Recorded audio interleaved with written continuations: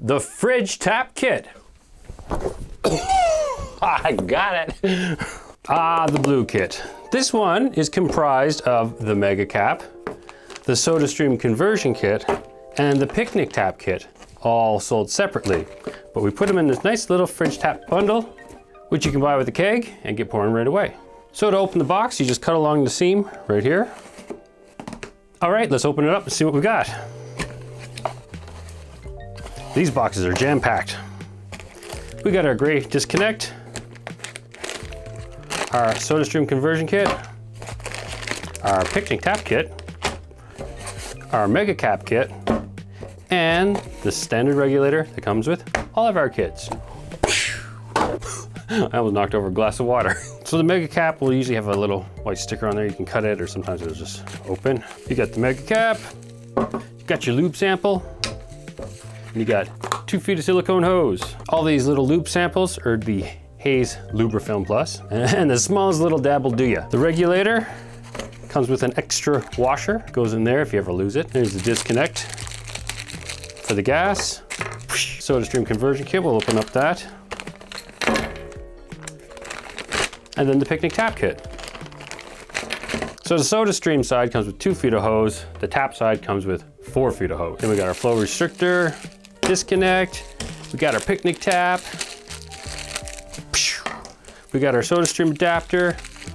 So we'll start with the picnic tap. There's a little line right there that shows you how deep you need to go with the hose. There's writing on all the hoses too. So you can kind of see, oh, I gotta get this right between the O and the D. So then you give that a good twist until you can get it cutting right in there. These flow restrictor disconnects are quite tough. I mean, you gotta really muscle that in there, but I think it's just to make sure that this thing is definitely not gonna leak. The other sides slide on pretty easy. You'll feel it go past those 2 bumps. Boom, boom. Your picnic tap, sometimes they're backwards like this. Just give it a twist, give it a tighten, you're done. And then just shove that right in there.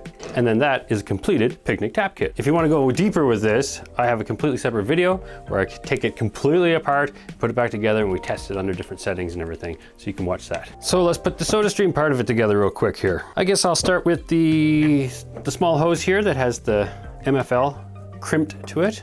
You can just spin that into your regulator. Finger tight is almost enough, but if you got a thumb wrench around, just give a little snug. So then you got your check valve, and you'll see the arrow pointing the direction we want the air to flow. Not the air, the CO2. We don't want the air. So we'll get that on there, and then our hose will go on the other side. And then I suggest you tighten this onto the disconnect first. Again, finger tight is probably enough, but we'll do this. And then just shove that into there. Spin the SodaStream adapter onto the bottom of the regulator. This one, hand tightening, is really enough. And now we're ready to spin it onto the SodaStream bottle that you picked up at your local supplier. Just like that. Once it gets snug enough, then you just give that a little extra turn. It should be as easy as that. If you want a more in-depth video about the SodaStream conversion kit, I have a completely separate video where I go right into the nitty-gritty. So the kit works with all our mini kegs from 2, 4, 5, and 10 liters. So when you go to cut your dip tube, you could just drop it in there and sort of eyeball it. That'll work great. There's enough hose in here to work with even our largest kegs. There's a little extra on there. Maybe trim an inch. Anyway, the numbers for the dip tubes is 8 inches, 14 inches, 12 inches, and 20 inches. So when you go to cut your dip tube, cut it at an angle. That way, there's no chance for it to get stuck directly to the bottom. It's only happened once. Once your dip tube is cut, just slide it onto the barb, just like this.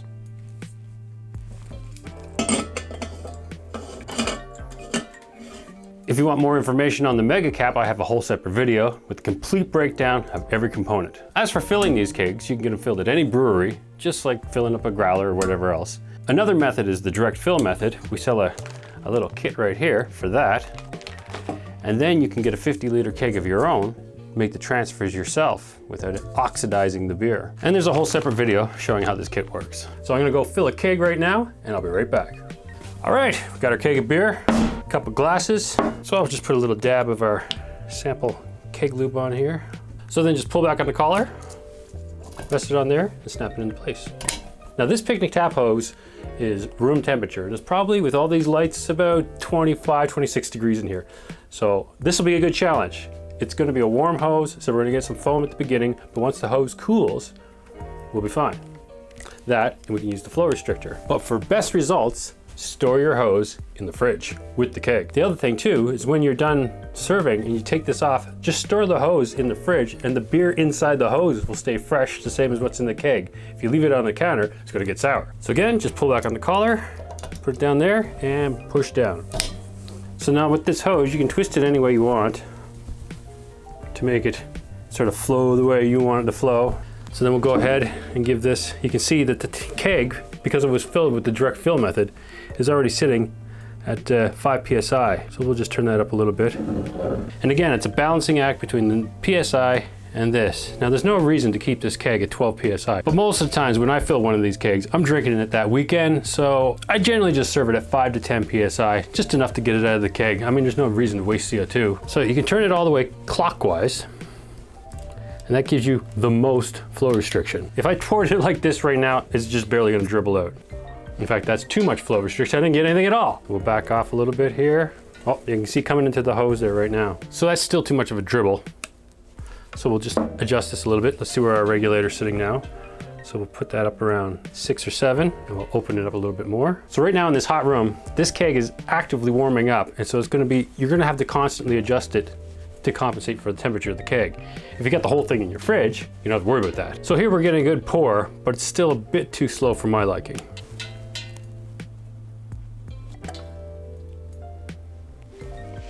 That's a pretty good rate there.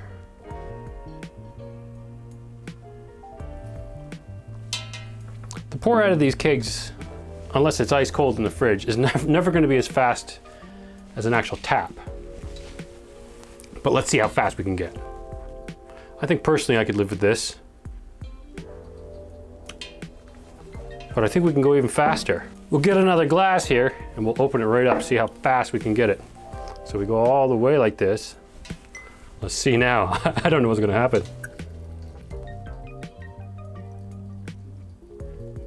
I think that looks great.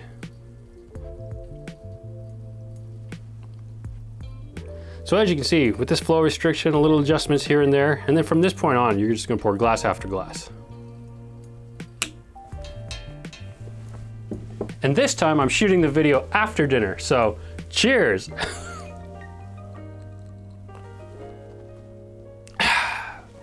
So now let's take a look at how to clean this kit. We'll move to the kitchen. When it comes to cleaning your kegs or kits, a good rinse with hot water is often enough, as long as you do it right away when the keg is empty. If you want a deeper clean, we have these handy tablets from Craftmeister that do an amazing job. Look how well it works on this stained coffee mug. Just fill your keg with hot water and pop in a tablet. Let it sit for at least 10 minutes, and then you can flush your taps to your heart's content. After that, just rinse everything thoroughly with hot water and set it out to dry. All our kits are easy to disassemble for a more thorough rinsing and can be reassembled just as quick. Now, if you're a hardcore beer nerd and you really want to get in there, you can completely disassemble your taps and soak them in PBW. But then again, if you're a hardcore beer nerd, you already know that. If you plan on storing the beer for more than a few days, you will want to use a sanitizer to get the oxygen off the walls of the keg. I always have a spray bottle on hand to do this. Just fill up with hot water and mix in about 1 milliliter of Star San for your average spray bottle. Now the fridge tap kit is perfect for long-term storage in your fridge, but if you want to turn this kit into the Pro Tap kit, all you need is the NukaTap FC upgrade kit. So let me show you how to connect that. So basically what we're gonna do is just shorten this whole thing and use the little canisters instead of the SodaStream. So just pop this off. You'll want to use a thumb wrench to remove from the SodaStream bottle. Generally, these can just be hand done, but if not, use your thumb wrench. Probably gonna need a wrench for this one. And then unscrew this, and that goes directly into there. And then screw in the cartridge, like I have in this one, fully loaded. And then you can just clip that onto there. There's an entire separate video showing the complete assembly, disassembly, cleaning, and everything for the NukaTap FC. Now when you pull this hose off, you will get a little dribble. That much.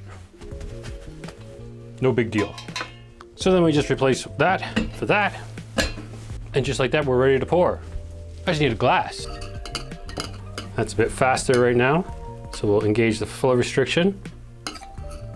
And there you can see right away, calm right down. And it's pouring great. And that's just about it for the fridge tap kit. Thanks for joining us. And remember, you can keg.